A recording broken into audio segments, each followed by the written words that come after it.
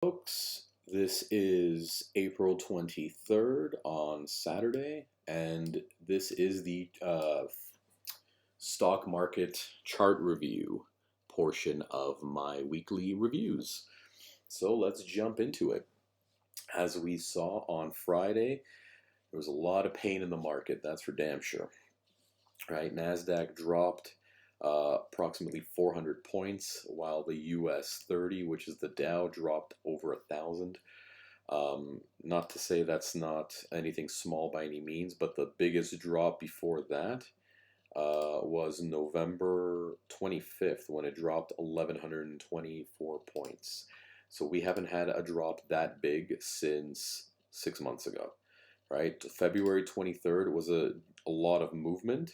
Overall, it was 1,000 points in movement, but it only dropped like 10, 20 points. Like it was a doji candle that was formed that day, right? So nothing as significant as what we just saw over the last 2 days, taking a total from the high to where we dropped off, a total drop of about 1,831 points. So 5% total value of the Dow Jones. That was a painful end of the week, right? NASDAQ, something similar. You know, we've been kind of dropping over the last 2 weeks, almost 3 weeks now. But over the last 2 days, from peak to low, we've dropped almost 1,000 points as well, 6.89%. That's pretty big considering it was just 2 days, right? And what do those 2 days really have in store for us? It was Netflix earnings that came out on the Tuesday, which created a lot of volatility. Wednesday evening, where we had the Tesla information, or Tesla geez, what am I trying to say? The Tesla financials come out. Yeah, I don't know. I'm having a brain fart. Sorry.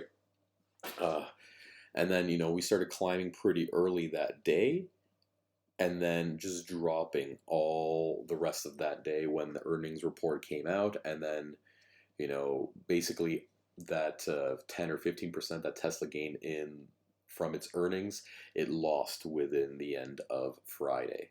So yeah, not fantastic. But here's one takeaway. All right, currently right now, as the NASDAQ sits, we are only about 2.8. Let's round it off to 3%. Okay, we're about 3% higher than we were on the lows on March 15th. Okay, so what I'm going to be looking for are stocks that are more than 3% higher than they were on March 15th. Because what that would indicate is that they're moving similar to the NAS. If they're lower than they were on March 15th, that's not a great sign. That means they're having a deeper correction than the market overall is. Okay, so let's just jump right in. Apple, March 15th to where it's at now, definitely a safe bet. Right, let's see what the difference is from what we have here. That is 7.5%, totally fine. AMC, surprisingly, let's see. Yeah, that is 22% higher than what it was. So, yeah, definitely a safe bet there, surprisingly, like I was saying. Okay, and yeah, we've actually kind of peaked up and hit that Fibonacci. Were we expecting that? Well, let's see. I was mentioning before how when we would draw them up and what the potential gains would be, and 618 is exactly what it hit. It's going to take a little while for that to actually come and do the same move again. I would say maybe another 2 weeks or so before we see another spike, but I don't see it kind of coming past that $27, $28 mark. AMD, March 15th, significantly lower. Maybe not a great idea. AMGN doesn't really follow the same, doesn't really follow the same structure as the tech stocks, right? So this one you would just have to treat it as its own unique stock with that. Amazon, let's see Amazon. All right, March 9th, March 15th, even better actually, because March 8th is when we hit the lows, and then we kind of retested them later on some other stocks, but March 15th to where we're at now, it's 1.6. You know, not fantastic, but at the same time, March 15th wasn't its low comparatively, right? So if I switch over to my NASDAQ on here, don't mind all the massive line draw-ups, right? But we had the previous low on that one would have been March 8th, but it wasn't as low as March 15th, right? So if March 8th here, right, was this one, that would be a pretty decent sign for Amazon that it didn't have to recover as high. That's 6.18%. Decent, you know, I would say that it has a stronger chance of recovery. Doesn't really report negative news, as we know, right? I mean, everybody uses Amazon. Activision. Let's see. This has just been going sideways. I mean, there's really nothing to be scared of here with Activision. Although, like I said, this imbalance kind of makes me scratch my head a little bit because it tanked after earnings and then negative earnings made it kind of stay higher. So this makes no sense. Yeah, it must just be all news related, right? There's really, honestly, out of everything that's been going on, this has probably been the most stable stock that I've seen. Blackrock. Oh, look at that. They've almost hit their lows from March 8th, right? So this one, I would probably say no-go. They'll be slower to recover. At the same time, I mean, it's BlackRock. They're not going anywhere, right? Still a easy bet for them to climb out of their hole. But at the same time, if they do go much lower, I would say this is, oh, they just had earnings as well. Let's see what this says, the report. Oh, I'm going to click that again. Nothing too crazy, but it still did well. Yeah, I would say that this is going to be kind of a safer bet for it to climb higher as well. All right, Burke, look at this, March 15th. This is just nothing stopping this guy. It just had a very bad day due to the Dow Jones kind of taking everything with it, right? And this being of no exception, right? But overall, Berkshire Hathaway does very good. February 24th was the lowest that it hit before climbing out of that. And as you can see, 12% still from its low, so nothing really to worry about. But this does work off the Dow. So if we switch that over to the US 30, we see the significance here, right? So if we're looking at February 24th, which would be right there, right? Almost similar to March 7th and 8th, right? So almost the exact same spots, but either or will go from the 24th here. Comparatively to there, we have,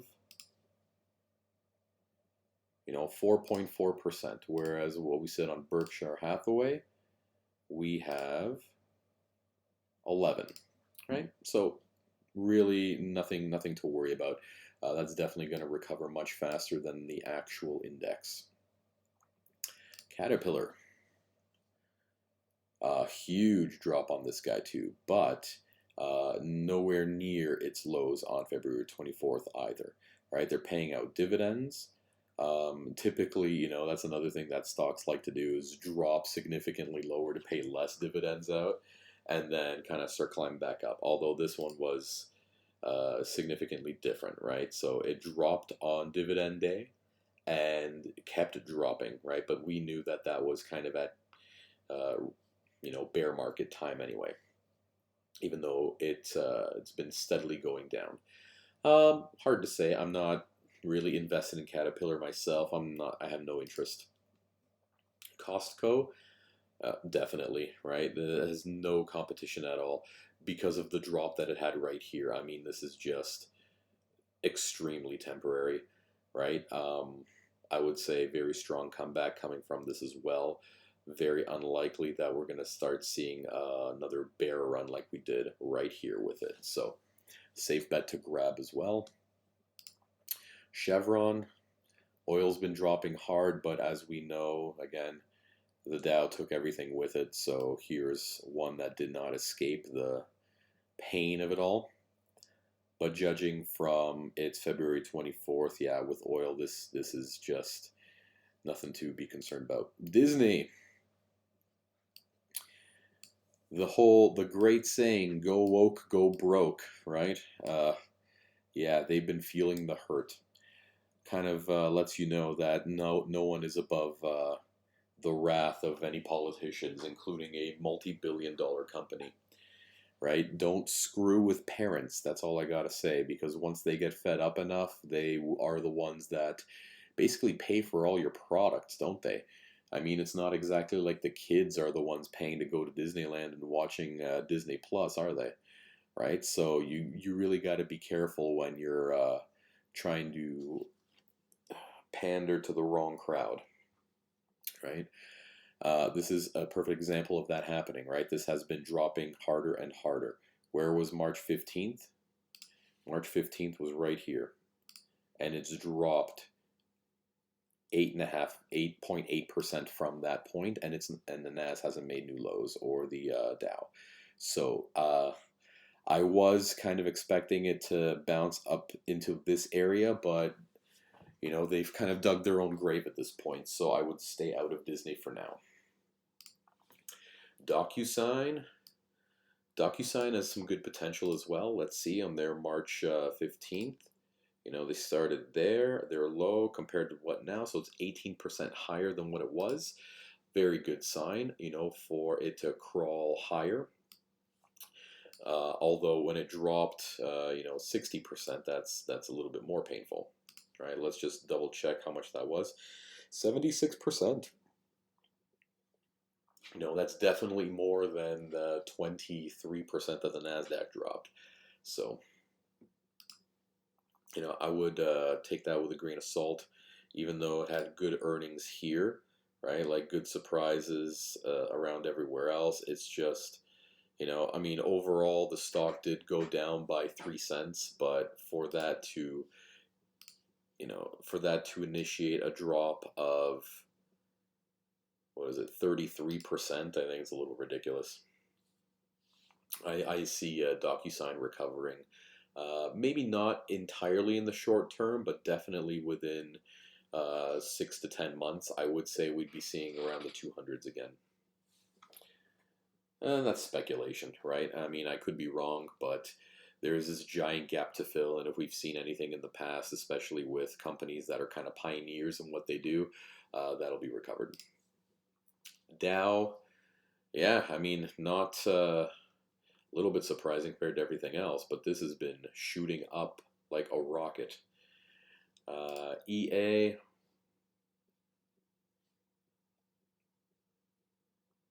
super messy. Oh man. Electronic Arts, like I said before, I'm not a fan of them only because they just put out worse and worse product. But March 15th was here, and currently, yeah, I mean, everything was dropping and then EA went up. That's odd. So, hey, you know what? Good sign. That's for sure. eBay. eBay dropped significantly, but at the same time, 6%. I'm not really too interested in eBay as well. It's been not doing so great in the long term. Have they had a stock split? I'm not even too familiar with this, to be honest. Lots of dividends to pay out.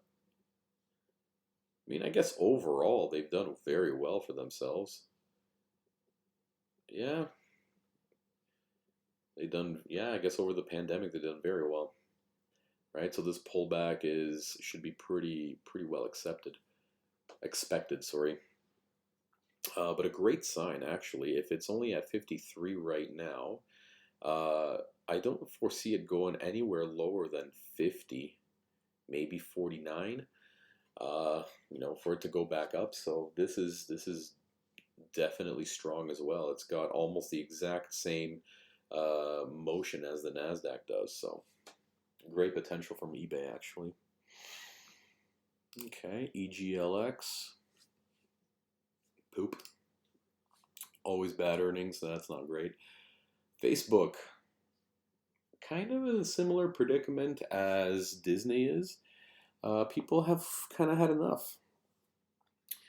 But yeah, I mean, 184, that's significant, right? It's a very big drop.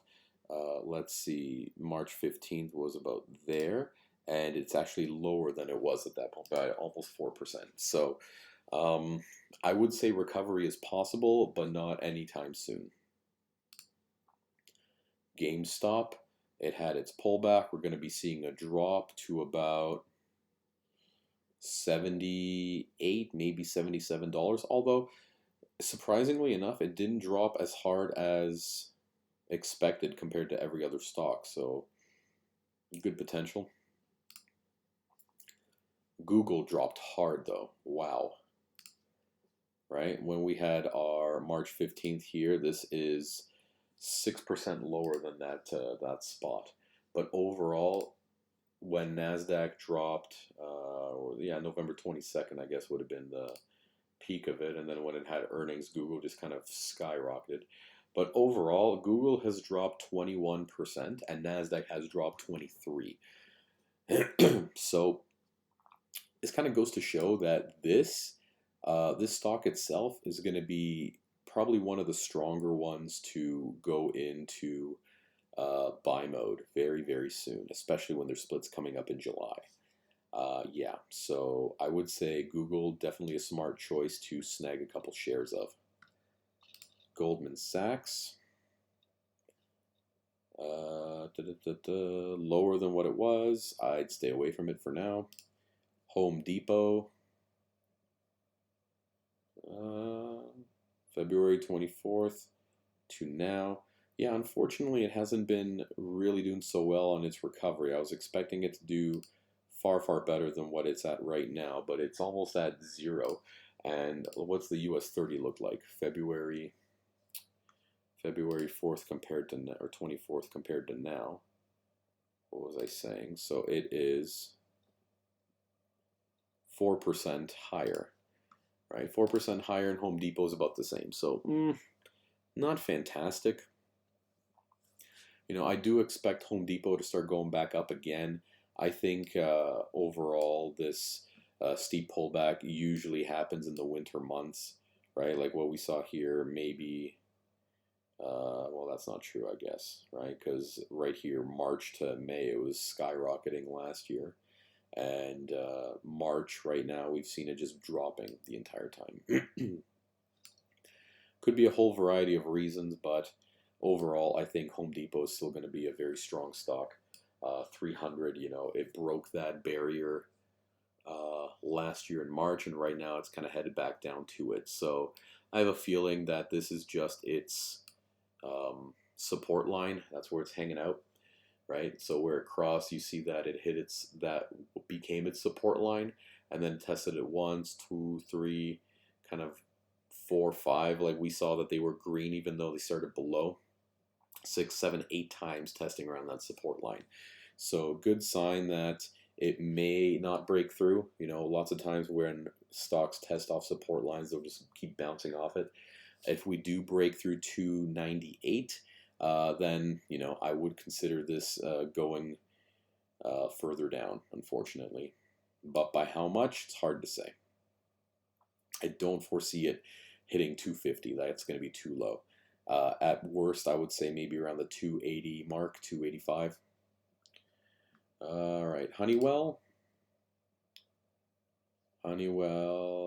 Yeah, I would say this is going to be a pretty good chance of recovery. It's already much, much higher than it was on February 24th. So good sign. HPQ. Nope, total crap. IBM. Yeah, this is an interesting one. It's moved up actually comparatively to almost every other stock on Thursday and Friday.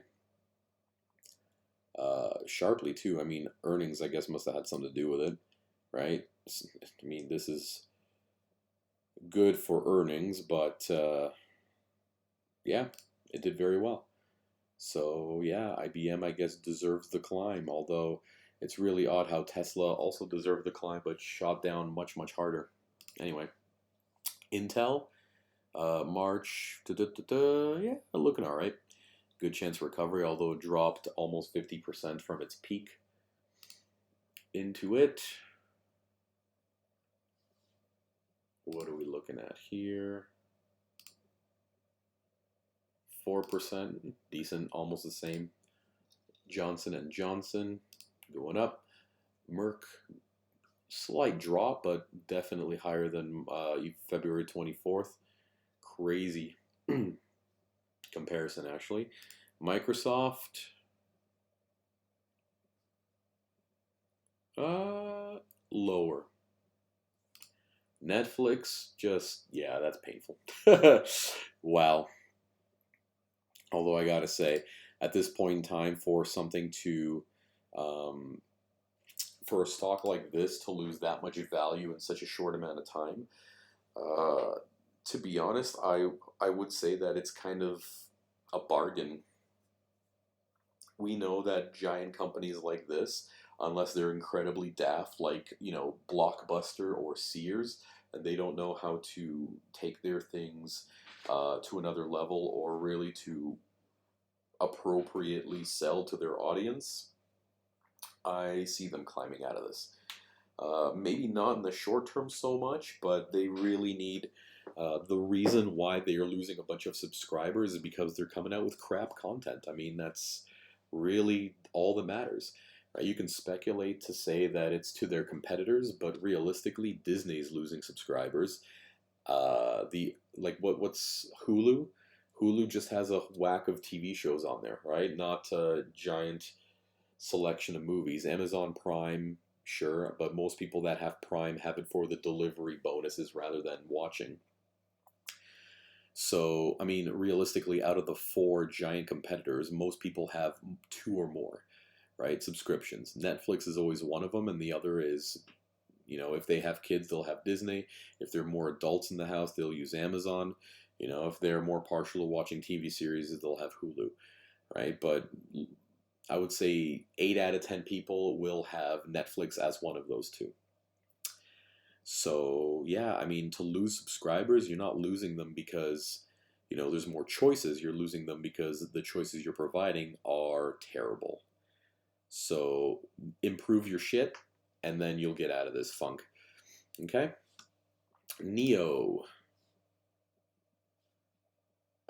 Definitely higher, so Neo has a very good chance, but again, I mean, ugh, that's very painful. It's just been sinking from $64 down. Like it kind of hit its peak when the EV races were on last year, right? Same thing with Fisker and Rivian. Well, Rivian, I guess, didn't have their IPO until much later, but either way. Nike, yeah, Nike's doing okay. They've not dropped as hard down to their 117 low, so they're doing okay. Nvidia, yeah, did not expect this to tank as hard as it did. This was pretty painful to watch. March 15th, kind of hit the lows there, and it climbed very nicely, and then it just dropped hard. So it dropped about 8% lower than what it was at previous, and kind of no reason. Like there's nothing going on here to show why it would sink so quickly and so low, right? There's no, the gaps are created for no reason. Like I don't really see that happening. 1.3, like every earnings that it had was good, right? 1.18 the standard. This is 1.3, so they're estimating higher. And if that gets beaten, then we're going to see a nice climb upwards again. Pinterest, just, yeah, not great. PayPal, definitely lower than what it was. Also not so great. Overall in the long term, I still see this to go up much higher than what it's currently valued at. But yeah, it's really taken a beating.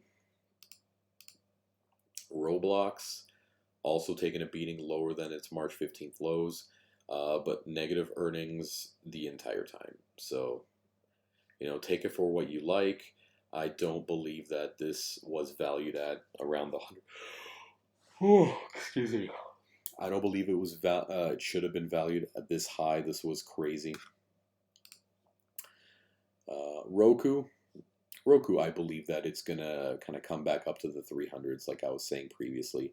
It's hit its lows once again, but Roku itself, I don't really foresee any crazy negative stuff with it. Like there's no reason for it to sit this low.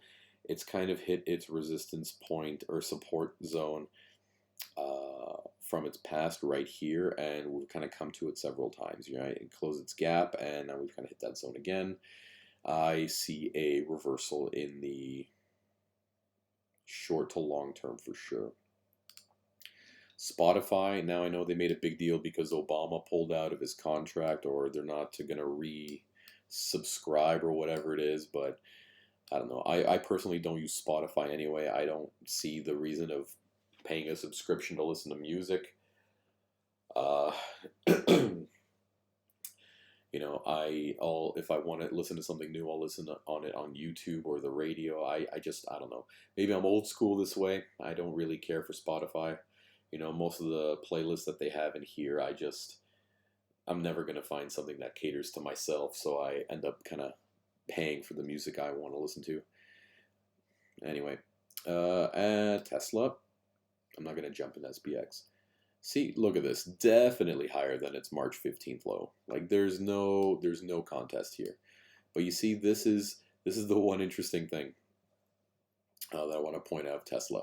I saw this gap form as it was dropping, and I'm like, it's got to pull back to that. Sure enough, earnings, it took it up there during earnings, and then it just sank. But how does that make sense, right?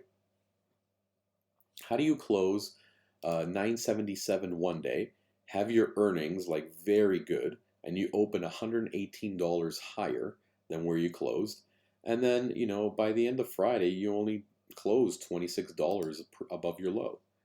Right, after all that. I mean, hard to say, but they did very well. And yeah, this was just, I think it was the drop and people just wanted to snag a quick buck before expecting this to drop even lower. I'm not expecting this to drop that much lower, to be honest. Only reason being is because it's not even close to its lows from March 15th or February. Right? Like this has been showing significant gains. So yeah, I believe after maybe the beginning of the week coming up, we're going to be seeing a lot of positive movement. Maybe I'm just being too optimistic. I don't know. Visa, not interested. Walgreens, let's see. Yeah, I guess, sure. You know, I'm not really too interested in retail. I mean, Walmart and Costco do have a lot of strength behind them, but you know, I'm not really interested. Like, I don't have hundreds of thousands to worry about dividends at this point. All right, so that kind of takes care of everything. You know, I drew up my marks and I kind of put my guesses in before. This was just a rough week overall. You know, we know long term that investments always bounce back. It's just in the short term, it's always going to be a negative outlook. But don't despair. You know, even if you got in at the peak of the market, just remember it will get back there. It just might take 10 years, but it will get back there. You know, just the smartest thing to do if you are into stocks is average down. You know, one very smart trader came up with a very good strategy to help you average down. And if you want to know who they are, I recommend following Freedom Traders. Very good strategies, very good calls, you know, interesting group of people for sure. So just take off your kiddie filter because, you know, there's definitely not kids in here doing, you know, G-rated things. I guess. Well, I want to say is sometimes they're verbally harsh, but you know what? It kind of comes with the territory. So one way or another, I'd still recommend them. Lots of very intelligent people making very intelligent plays. It's up to you whether you want to take every single one of them, whether you want to be conservative. But at that point in time, you know, like with everything else, you are your own boss. Make sure you use your judgment. If you don't trust the call, don't take it. If you trust the call, do what you want with it, right? I mean, it's completely up to you. Either way, subscribe, like, help me out putting out more content, and I'll definitely keep this running. So until next time, everybody, take care.